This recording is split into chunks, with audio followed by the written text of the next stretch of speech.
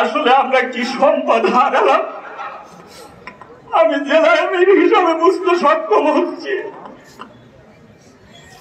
সম্মানিত ভাই সকল, উনি চাপা মসজিদের খতিব ছিলেন।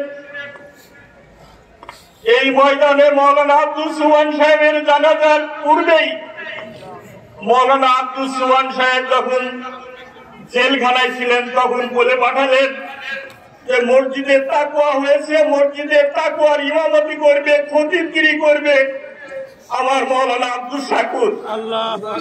আমরা সেইভাবেই তাকে মসজিদের তাকওয়ার খতিব এবং ইমাম বানিয়েছিলাম।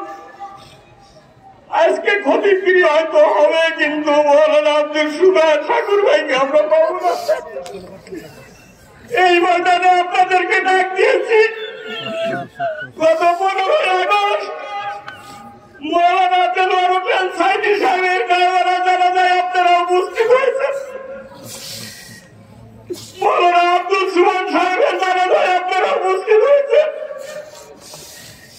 মৌলানা আব্দুল শাকুর সাহেবের জানাজায় আপনারা উপস্থিত হলেন।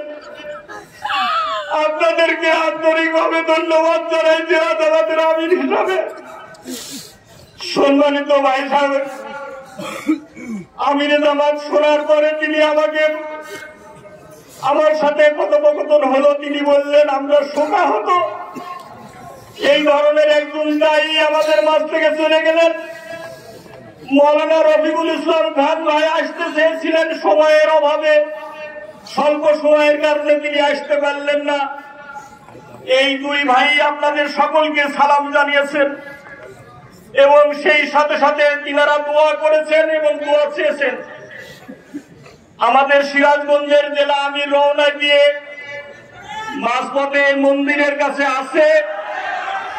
সম্মানিত ভাই সকল, অতএব তিনিও সালাম জানিয়েছেন। আসেন আমরা আমাদের এই ভাইয়ের জন্য দোয়া করি, সকলেই জানাজায় শামিল হই। আল্লাহ